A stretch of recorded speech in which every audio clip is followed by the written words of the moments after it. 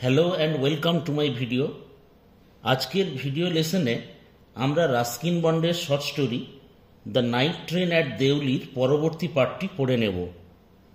এর আগের লেসনে আমরা দেখেছিলাম যে বছর 18-র একটি ছেলে, যাকে আমরা লেখকের প্রতিমূর্তি বলেই মনে করতে পারি, সে প্রত্যেক গ্রীষ্মের ছুটিতে দেহেরাতে ট্রেনে করে, রাত্রে ট্রেনে সে তার দিদার বাড়িতে দেহেরাতে ছুটি কাটাতে যেত, সামার ভ্যাকেশনস। তো এরকম একটি সময়ে সে যাচ্ছিল দেহেরাতে। তো দেউলি স্টেশনটি দেহেরা স্টেশন থেকে 30 কিলোমিটার দূরে। তো যে দেউলি স্টেশনটি প্রত্যেকবারই সে দেখতে পায় যে দেউলি স্টেশনটি ফাঁকা, শুধুমাত্র স্টেশন মাস্টারের একটি অফিস এবং ওয়েটিং হল ছাড়া, এবং একটি টি স্টল এবং ফ্রুট ভেন্ডর ছাড়া সেখানে কিছুই থাকে না বা কিছুই নেই, আর কিছু স্ট্রে ডগস বা রাস্তার কুকুর। তো সেবারে লেখক, সেই 18 বছর বয়সী সেই ছেলেটি দেখতে পেল যে একটি মেয়ে সে ঝুড়ি বিক্রি করতে করতে সে প্ল্যাটফর্ম বরাবর হেঁটে এলো। সেই মেয়েটির বর্ণনা সে দিয়েছে এখানে। সে মেয়েটি ফ্যাকাশে স্কিন এবং তার উজ্জ্বল কালো চুল এবং চোখগুলি বড় এবং ডার্ক এবং ট্রাবল ডাইজ মানে উদ্বেগপূর্ণ বা চিন্তাপূর্ণ চোখ। এবং তার সঙ্গে ওই ছেলেটির দৃষ্টি বিনিময় হল। She stood by my window for some time and neither of us said nothing. মেয়েটি আমার জানালার পাশে কিছুক্ষণের জন্য দাঁড়ালো এবং আমাদের কেউই কোনো কথা বললাম না। But when she moved on, কিন্তু যখন মেয়েটি এগিয়ে চলল, I found myself leaving my seat and going to the carriage door. হঠাৎ আমি লক্ষ্য করলাম যে আমার অজান্তেই আমি সিট ছেড়ে গাড়ির দরজার কাছে চলে এসেছি। And stood waiting on the platform, এবং আমি প্ল্যাটফর্মে নেমে অপেক্ষা করতে লাগলাম, লুকিং দ্য আদার ওয়ে, অন্যদিকে তাকিয়ে। I walked across to the tea stall, তারপর আমি হেঁটে হেঁটে ওই চায়ের দোকানের দিকে এগিয়ে গেলাম। A kettle was boiling over on a small fire, ওখানে চায়ের দোকানে একটি ছোট্ট উনুনের উপরে চা ফুটছিল কেটলিতে। But the owner of the stall was busy, কিন্তু চায়ের দোকানের যে স্টলের যে মালিক, সে একটু ব্যস্ত ছিল, serving tea somewhere on the train, সে ট্রেনের অন্য কোথাও চা বিক্রি করতে ব্যস্ত ছিল। The girl followed me behind the stall, মেয়েটি আমাকে অনুসরণ করে আমার পিছন পিছন সেই টি স্টলের কাছে এলো। Do you want to buy a basket, আপনি কি একটা ঝুড়ি কিনতে চান? সি আস্কড, সে জিজ্ঞাসা করল। They are very strong, made of the finest cane, এগুলো খুব মজবুত এবং সুন্দর বেতের তৈরি। কেন মানে বেত। No, I said, I don't want a basket, না আমার ঝুড়ি লাগবে না। We stood looking at each other for what seemed a very long time, এরপর আমরা একে অন্যের দিকে একদৃষ্টে তাকিয়ে রইলাম, যেন অনেকটা সময় এইভাবেই কেটে গেল। অ্যান্ড সি সেড, তারপরে সে বলল, are you sure you don't want a basket, আপনি কি ঠিক নিশ্চিত যে আপনার একটাও বাস্কেট দরকার নেই, একটাও ঝুড়ি দরকার নেই? All right, give me one, ঠিক আছে আমাকে একটা দাও। আই সেড, আমি বললাম। And I took the one on top and gave her A rupee, তারপর আমি একটা ঝুড়ি, ওপরের দিকের একটা ঝুড়ি আমি নিয়ে নিলাম এবং তাকে একটা টাকা দিলাম।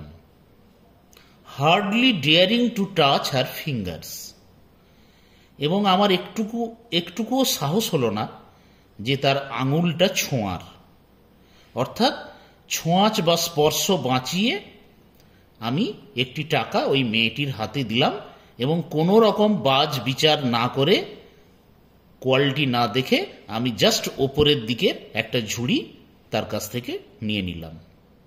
অর্থাৎ এটা দ্বারা বোঝাচ্ছে যে একটি সহজ সরল ভালো মানুষ, ভীতু ভদ্র একটি ছেলে, যার মনের মধ্যে প্রথম ভালোবাসার উদ্রেক হয়েছে, কিন্তু সেটা প্রকাশ করতে সে লজ্জা পাচ্ছে। As she was about to speak, যখন মেয়েটি কিছু বলতে যাচ্ছিল, the guard blew his whistle, রেলের যে গার্ড, ট্রেনের যে গার্ড, সে হুইসেল বাজালো, বাঁশি বাজালো। সি সেড নাথিং, মেয়েটি কিছুই বলতে, সি সেড সামথিংস, মেয়েটি কিছু একটা বলতে চাইল, but it was lost in the clanging of the bell and the hissing of the engine. কিন্তু মেয়েটির কণ্ঠস্বর ঘণ্টার ঝনঝনানিতে এবং ইঞ্জিনের হিসিসানিতে, হিসিস শব্দে হারিয়ে গেল। অর্থাৎ মেয়েটির কি বলল সেটা কিছুই শুনতে পেল না। I had to run back to my compartment, আমাকে ছুটে দৌড়ে আমাকে ট্রেনের কম্পার্টমেন্টে আবার উঠে আসতে হলো, নতুবা ট্রেন ছেড়ে দেবে। The carriage shuddered and jolted forward, তারপর রেলের কামরাগুলো ঝাঁকুনি দিয়ে সামনের দিকে এগিয়ে গেল, অর্থাৎ ট্রেনটি স্টার্ট দিয়ে দিল। I watched her as the platform slipped away, আমি মেয়েটিকে কম্পার্টমেন্ট থেকেই লক্ষ্য করলাম জানালা দিয়ে, যখন প্ল্যাটফর্মটি ধীরে ধীরে পিছিয়ে যাচ্ছে, দেউলি স্টেশনটি পিছিয়ে যাচ্ছে। She was alone on the platform, মেয়েটি প্ল্যাটফর্মে একা দাঁড়িয়ে আছে। And she did not move, সে একটুকুও নড়াচড়া করলো না, মানে একটুও হাঁটাহাঁটি করলো না। But she was looking at me and smiling, সে এক দৃষ্টে আমার দিকেই তাকিয়ে রইল এবং হাসছিল। I watched her until the signal box came in the way, আমি ততক্ষণ পর্যন্ত তাকে লক্ষ্য করলাম যতক্ষণ না সেই সিগন্যাল বক্সটা আমার চোখের সামনে এসে হাজির হয়। And then the jungle hid the station, তারপরেই তরাইয়ের জঙ্গল শুরু হলো, সেই জঙ্গলটা সেই স্টেশনটিকে ঢেকে দিল। But I could still see her standing there alone, কিন্তু তবুও আমি যেন তাকে দেখতে পাচ্ছিলাম সে একা সেই প্ল্যাটফর্মে দাঁড়িয়ে আছে। এখন সেই ছেলেটি তো কিছুটা এগিয়ে গেছে, জঙ্গল তো এসে দেউলি স্টেশনকে ঢেকে দিয়েছে, তাহলে সেই ছেলেটি ওই মেয়েটিকে দেখতে পেল কি করে? এখানে ছেলেটি তার অন্তরের চোখ দিয়ে বা মনের চোখ দিয়ে ওই মেয়েটিকে দেখতে লাগলো।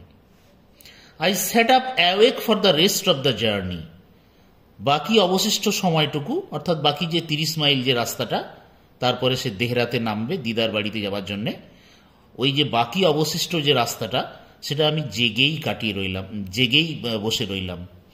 I could not rid my mind of the picture of the girl's face and her dark smouldering eyes, আমি কিছুতেই আমার মন থেকে ওই মেয়েটার মুখের যে ছবি, সেই ছবিটা আমি ভুলতে পারলাম না, এবং তার সেই ঘন কালো উজ্জ্বল আলোকিত চোখ, সেই চোখের যে ছবি, সেই ছবিটা আমি ভুলতে পারলাম না।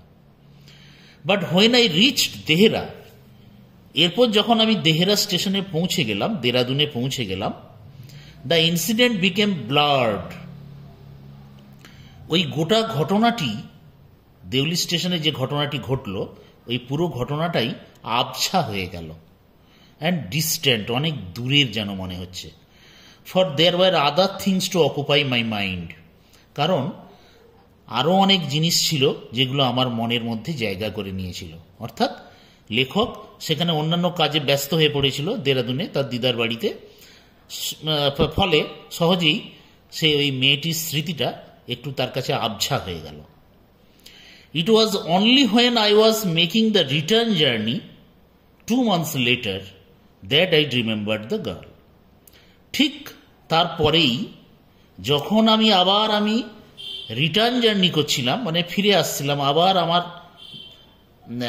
দিদার বাড়ি থেকে আমি যখন দিল্লির উদ্দেশ্যে আমি আবার রওনা হচ্ছিলাম, 2 months লেটার, ঠিক 2 মাস পর, গ্রীষ্মের ছুটি কাটানোর পর, that I remember the girl, তখন আবার আমার ওই মেয়েটির কথা মনে হলো।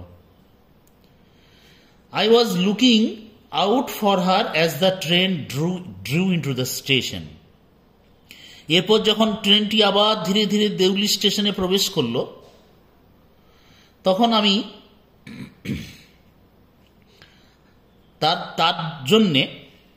তার জন্যে আমি খোঁজাখুঁজি করতে শুরু করলাম, অর্থাৎ তার জন্য বাইরে তাকিয়ে রইলাম যখন ট্রেনটি স্টেশনে প্রবেশ করল। And I felt an unexpected thrill when I saw her walking up the platform. তারপর যখন আমি দেখলাম যে ওই মেয়েটি প্ল্যাটফর্ম বরাবর হেঁটে হেঁটে আসছে, তখন আমার একটা অবিশ্বাস্য রকমের অপ্রত্যাশিত একটা রোমাঞ্চ আমি অনুভব করলাম। আই স্প্র্যাং অফ দ্য ফুটবোর্ড, আমি চট করে সিট ছেড়ে এসে গাড়ির কম্পার্টমেন্টের দরজার কাছে যে পাদানি আছে সেই পাদানি থেকে লাফিয়ে প্ল্যাটফর্মে নেমে পড়লাম, অ্যান্ড ওয়েভড টু হার, এবং তার দিকে আকারে ইঙ্গিত করলাম বা ওয়েভ করলাম, হাত নাড়লাম। When she saw me she smiled, যখন মেয়েটি আমাকে দেখতে পেল সে হাসল। She was pleased that I remembered her, মেয়েটি খুব সন্তুষ্ট হয়েছিল যে আমি তাকে মনে রেখেছি। I was pleased that she remembered me, আমিও খুব সন্তুষ্ট হয়েছিলাম যে মেয়েটি আমাকে মনে রেখেছে। উই ওয়ার বোথ প্লিজড, আমরা দুজনেই খুব সন্তুষ্ট হয়েছিলাম বা খুশি হয়েছিলাম। And it was almost like a meeting of old friends, দেখে মনে হচ্ছিল যেন দুজন পুরনো বন্ধু একে অপরের সঙ্গে সাক্ষাৎ করছে। She did not go down to the length of the train selling baskets, এবারে কিন্তু সে আর ওই প্ল্যাটফর্ম বরাবর হেঁটে হেঁটে ঝুড়ি বিক্রি করতে করতে এগিয়ে গেল না পুরো পুরো পুরো প্ল্যাটফর্মটা বরাবর, but came straight to the tea stall, সোজাসুজি সে ওই চায়ের দোকানে চলে এলো। Her dark eyes were suddenly filled with light, তার ঘন কালো চোখগুলো যেন মনে হচ্ছে হঠাৎ একটা উজ্জ্বল আলোকে আলোকিত হয়ে গেছে। We sat nothing for some time, কিছুক্ষণ আমরা কোনো কথাই বলতে পারলাম না। But we could not have been more eloquent, কিন্তু আমরা যেন এর থেকে বেশি বাংময় বা এক্সপ্রেসিভ হতে পারতাম না। অর্থাৎ এখানে লেখক বলতে চাইছেন রাস্কিন বন্ড, যে ওই ছেলেটির কথা যে বলছেন যে হয়তো তারা ভার্বালি কিছু বলছে না, হয়তো তারা নীরব রয়েছে, ওই ছেলেটি, ওই 18 বছর বয়সী ছেলেটি এবং ওই মেয়েটি ঝুড়ি বিক্রেতাকারী, তারা হয়তো নীরব আছে একে অপরের দিকে তাকিয়ে, কিন্তু তাদের যে সাইলেন্স, তাদের যে নীরবতা যেন মনে হচ্ছে মোর ইলোকোয়েন্ট দ্যান স্পিচ, নীরবতা যেন এখানে বক্তৃতার থেকেও বেশি বাংময় হয়েছে, বেশি এক্সপ্রেসিভ হচ্ছে, উচ্চারিত হচ্ছে। I felt the impulse to put her on the train there and then. আমার মনের মধ্যে যেন একটা তীব্র ইচ্ছা হলো, ইম্পালস মানে তীব্র ইচ্ছা, to put her on the train there and then, তাকে সঙ্গে সঙ্গে আমি যেন ট্রেনে উঠিয়ে নিই বা তাকে নিয়ে যেন ট্রেনে চলে যাই। And take her away with me, এবং তাকে সঙ্গে করে নিয়ে যাই। I could not bear the thought of having to watch her recede into the distance of Deuli station. আমি কিছুতেই সহ্য করতে পারলাম না যে তাকে আমি আবার পিছনে পড়ে থাকতে দেখব দেউলি স্টেশনে একাটি, এবং অনেক দূরে সে পড়ে যাবে ওই দেউলি স্টেশনে। এই ভাবনাটা লেখক কিছুতেই ভাবতে পারলেন না। I took the baskets from her hand. হঠাৎ আমি তার হাত থেকে ওই ঝুড়ির যে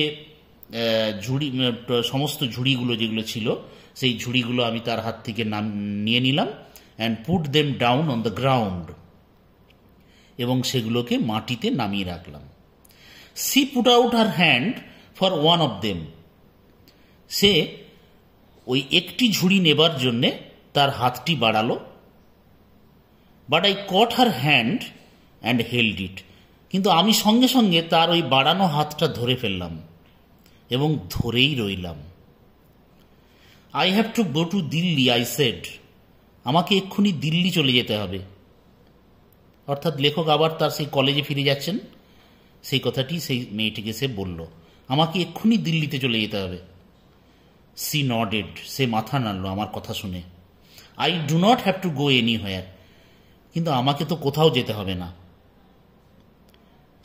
the guard blew his whistle, সঙ্গে সঙ্গে ওই ট্রেনের গার্ড তার বাঁশি বাজালো for the train to leave, এবং ট্রেনটি ছাড়বার ইঙ্গিত করল। And how I hated the guard for doing that. আমার ওই গার্ডটির প্রতি কতই না ঘৃণা জন্মালো এই বাঁশিটা বাজানোর জন্য। অর্থাৎ সে আর ওই মেয়েটির সঙ্গে বেশিক্ষণ কথা বলতে পারবে না, তাকে এক্ষুনি ট্রেনের জন্য দৌড়াতে হবে, কারণ ট্রেন এক্ষুনি স্টেশন ছেড়ে চলে যাবে। এটা ভেবে তার মনের মধ্যে প্রচণ্ড বিরক্তির উদ্রেক হলো এবং সেই মেয়েটিকে ছেড়ে যাওয়ার জন্যে সে এই গার্ডটির প্রতি একটা ঘৃণা অনুভব করল। Now we have come up to this point.